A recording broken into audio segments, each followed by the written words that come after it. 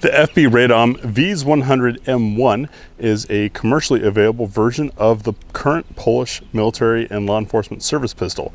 Coming up, you'll see absolute cold shots, first impressions. We'll do full magazine plus one to see how it runs stuffed. Our trademark what's for dinner test to see what it eats. We'll hit the spinner for sights and trigger control, do some practical accuracy, and then give you concluding thoughts.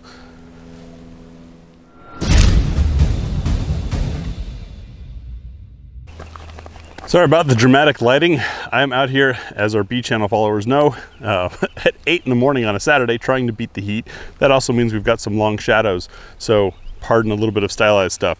I'll get our target camera rolling. We've got our classic reduced size torso C-zone target out there at about 20, maybe 25 yards. 10 rounds of Winchester white box for my cold shots. The 2x4 on that target has seen better days. It's certainly getting tired, so hopefully it'll survive. I have the larger backstrap included, or that was included in the box on the gun, because that felt better to me tabletop wise. Hopefully it works well shooting. I did not bring the smaller one because, well, quite frankly, swapping out the backstraps on this is not as easy as you'd think. I've decocked it for double action first shot. Look at those Christmas lights. And my steel is dead. All right, well, I'll aim at I'll aim at the spinner from here. We'll see how that does. Let me adjust our target camera so that you guys can follow along. This is gonna be tough. 6-inch target at an angle, 25 yards. Maybe I can do it, maybe I can't, but it's going to definitely force some focus. Double action shot.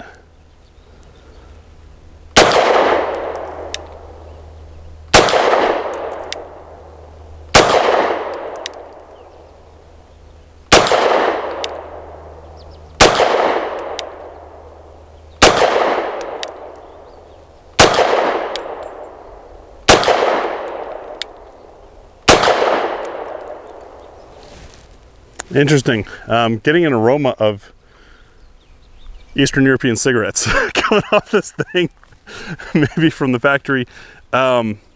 Recoil impulse, very controllable, and as I noted in the tabletop, the recoil spring on this is very heavy, and so I was worried it might not like American ammo. This is Winchester white box, which is pretty darn soft. So far so good. I can't say I really have a feel for it, though. I was having to concentrate so much on aiming at that little tiny target so far away that didn't note the gun. So let's continue on with full mag plus one. With the steel dead, I'm just going to shoot at the bank, so just pretend this is another YouTube channel. Loaded 17 in the +2, and they come this way from the factory. Extended magazine, one in the second mag, decock. Loading all 17 rounds in there was not difficult, and inserting this fully stuffed magazine into a locked slide is also not difficult. So that's a nice note that seems pretty shootable. I'm gonna try to just burn through here. You guys can imagine that there's steel out there, but really we're just looking to see how's the gun function like this.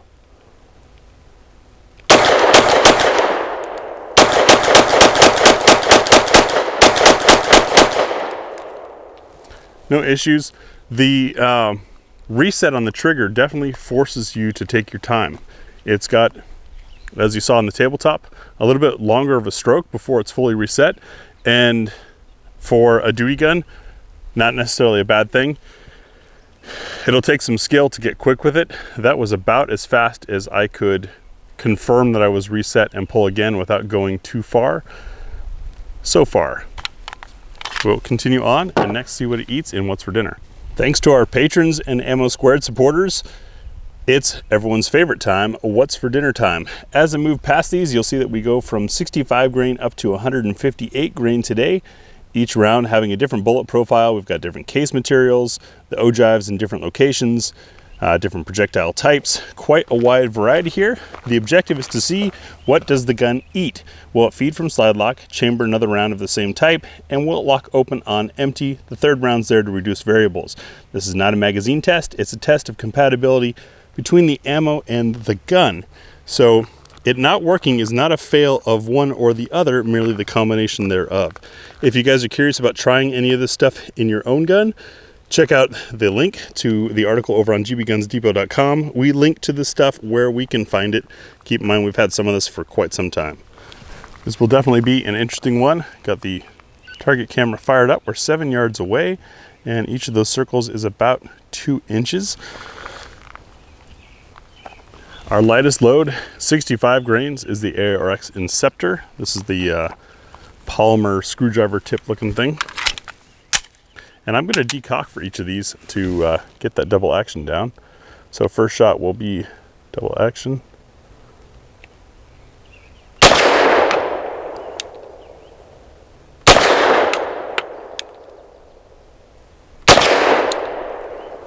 Not bad. You know, the recoil on that, it's soft shooting in this gun, but I had a lot of muzzle flip, and I'm wondering if part of that is that I don't have a good cheat to gas pedal it down with my support thumb. Another 65 grainer is the Liberty Ammunition Civil Trainer. This stuff has a stated velocity of 1,710 feet per second. Screaming. Decocked. Circle 2.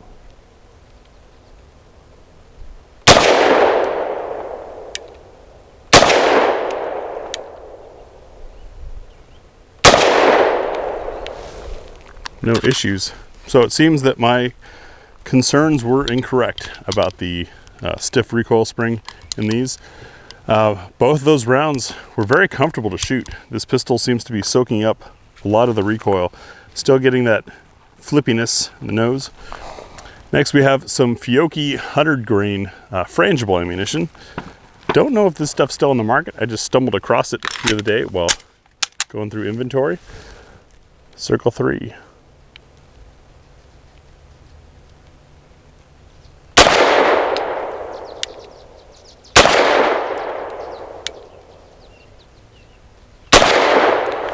Shoots very nicely. So far, I'm liking this thing. The muzzle flip might be the really tall bore axis, is that it seems that your hand can't get very high on the gun. I've got a good ½ inch at least between my hand and the slide. Great for cold weather like, oh say, Poland, and wearing thick gloves. Circle number 4 is Fort Scott's Tumble Upon Impact 115 grain, and good job, Fort Scott, for finally putting bullet weight on your packaging. These are, I believe, turned copper, at least they appear to it. Just a little diamond shape.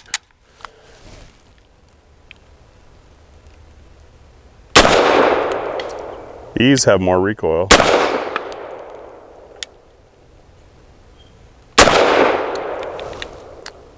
Or should I say they just sound different. I don't know if it comes through on the mic, but it's there was definitely a thump with those when they fired.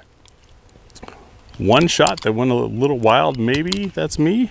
But the two touching, I'm pretty impressed with. Now we've got Blazer aluminum 115 grain. We use aluminum and steel case because it's cheap and that's why people buy it. Costs less to make. The downfall, however, is the friction between rounds, and the friction in and out of the chamber is different than brass, higher, and the expansion contraction rate is different.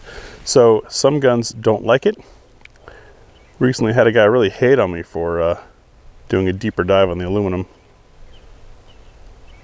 I don't know what his problem was. Didn't have enough coffee or something. This is feeling snappier. But no issue cycling there.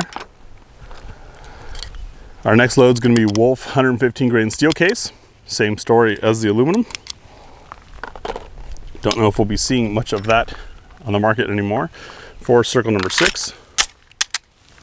See if I can get through that double action a little bit quicker.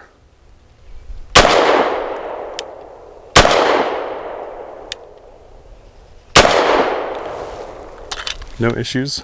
It feels a little bit like the gun is also breaking in. I know I say it all the time, but I don't think it sets in that you see what you're seeing is our absolute first range session with the gun. I handle it for the tabletop. Tia doesn't handle them at all before coming to the range, when she comes to the range. And these are really true first shots. Circle 7 is the Remington leadless 124 grain. So they're odd one. It's got a snub nose. Sorry about the backlighting. Oh, that was softer.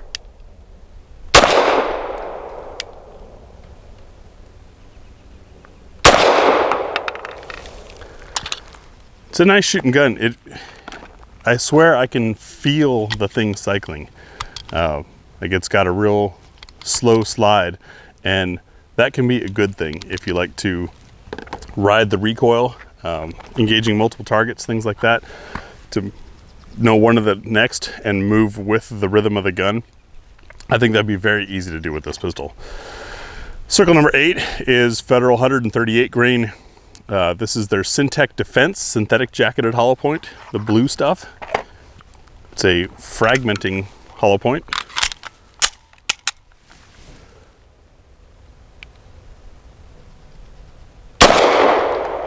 Stouter recoil.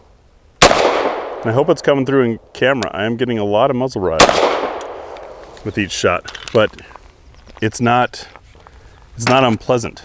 The gun wants to flip, but it's not the recoil, the impact in the hand is still plenty nice, which is, I think, pretty cool. Circle 9 is Federal Syntech 150 grain. This is the action pistol, gamer load. Tends to be really soft shooting.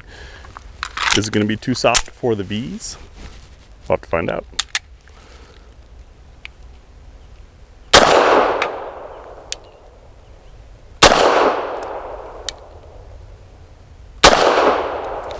Very comfortable to shoot. No cycling issues. And our last load, the heaviest, PPU subsonic 158 grain, meant for sub guns and running suppressed. We run it because it's heavy and it's what's for dinner. You don't always eat what you wanted.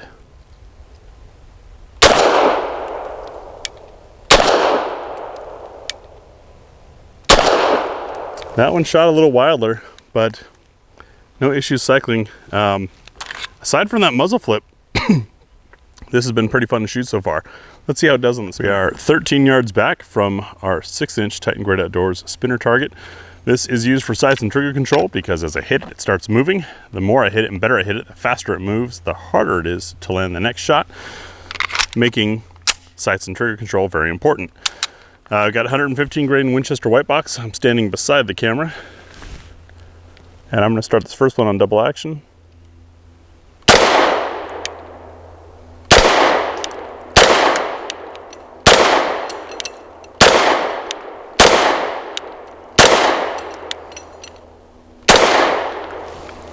Not bad at all.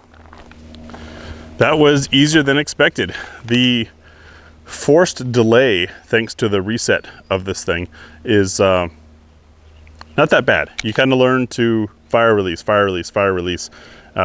If you are one who traps the trigger like I am, that's where the learning curve is. If you're not accustomed to that and you're a trigger slapper or punch and release kind of shooter, this is going to be really easy for you. It's a little flippy, but the recoil is so soft that it doesn't matter, and then all you have to do is counteract that flip. I wish if I had a traction point for my support thumb here, I could do that, or maybe I'll learn and just apply more pressure with my support hand, with my left hand cutting under and pushing there to help fight against that. That's going to be putting pressure on this magazine extension. But yeah, this is shooting pretty darn nice. It feels very service pistol, and that's a good thing. I mean, that's what it's intended for. But it has I don't know. There's a confidence inspiring feel to it. It feels substantial. Feels more like a real gun than your standard squirted plastic thing that is pretty much what we get to shoot most of the time these days. Interesting. I'm going to try that technique when we head over for the accuracy, and that's up next. Practical accuracy for us is 5 shots from 7 yards.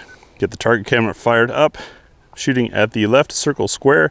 That square is 1 inch, which at this distance tends to scale to about the same breadth as a front side post, making for great sight picture training. 5 rounds of Winchester white box, starting off double action first pull. And this is where we also collect our thoughts on the gun. Let's see if I can add a little more pressure with my support hand this time.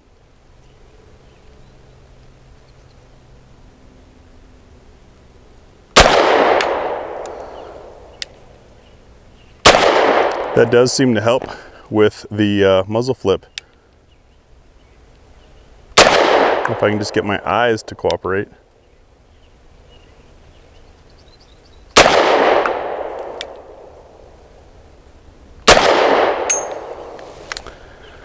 Not my best group, but not terrible.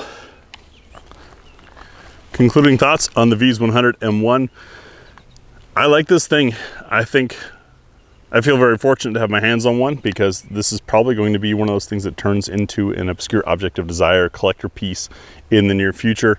The price is a bit high and the feature set a bit out of trend currently for it to hit anything big, but for those who like double action, single action, who appreciate being able to have that time and wait to decide whether or not the shot's going to happen, or to prepare for a shot and then land it when you want it. It's really tough to do that with striker guns. It can be done, but hammerfire DASA is a great way to go. Being able to decock and have ambidextrous controls is another big plus for me. I prefer DASA decocked for the first shot.